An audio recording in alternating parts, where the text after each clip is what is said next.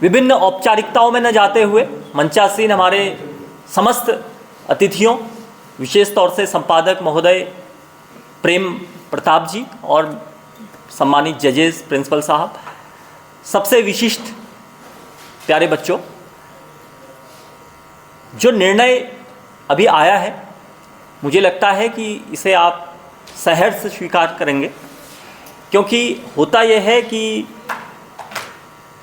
हर शेर को एक सवा शेर मिलता है और ये जो कमियां होती हैं, ये छोटी छोटी कमियां हमारे अंदर सुधार के लिए होती हैं, सुधार पैदा करती हैं, क्योंकि जब बड़ा मंच होता है तो वहाँ पर हमें बड़े खिलाड़ियों से सामना करना होता है।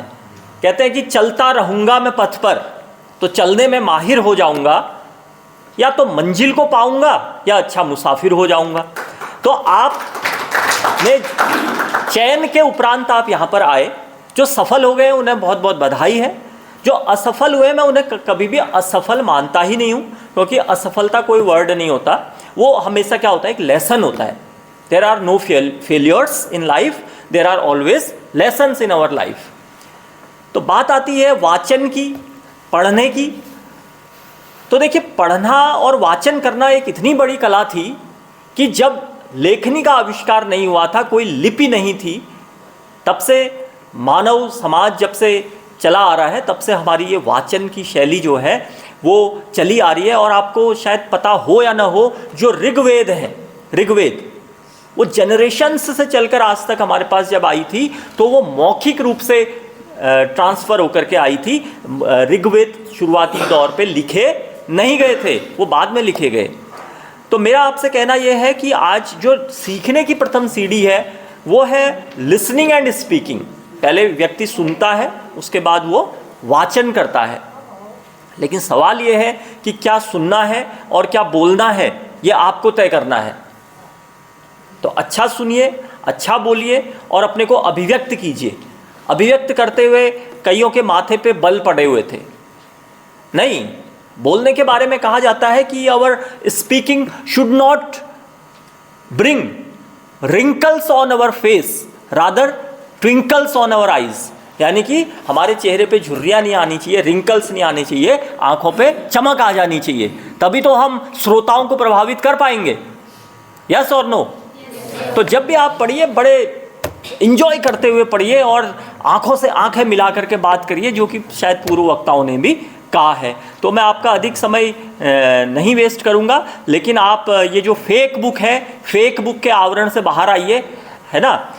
एक बार हुआ ये था कि मैंने किसी को फ्रेंड रिक्वेस्ट भेजी, तो पता चला जिसको भेजी थी वो भेजी तो अमृता को थी, वो कोई अमृत निकला है,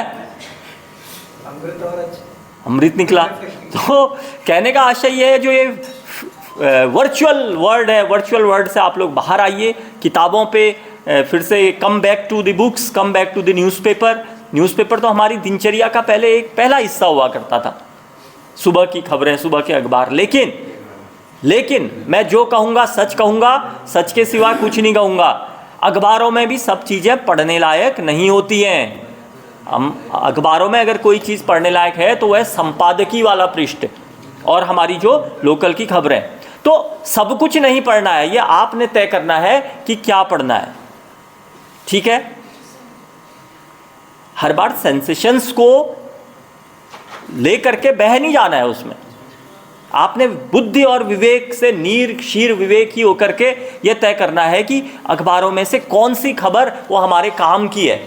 सिर्फ उसी को ग्राह्य मुद्रा से आपने लेना है और निश्चित तौर पे आप पढ़ते रहिए। और मैं इस मुहिम के लिए कि जो अमर उजाला का पूरा जो परिवार है उसको बहुत बहुत शुभकामनाएं देता हूं, बहुत बहुत साधुवाद देता हूं कि आपने बच्चों के बीच में इस जो स्वस्थ प्रतिस्पर्धा है, प्रतियोगिता है, उसको आगे बढ़ाया है। और ये मुहिम आपकी ऐसे ही आगे बढ़ती रहे और आपका जो अमर उजाला का परिवार है वो भी समृद्ध होता रहे। इन्हीं शुभकामनाओं के साथ जो बच्चे यहाँ पर आए हुए हैं, मैं इनसे ये कहूँगा कि रुकना नहीं है, थकना नहीं है ना।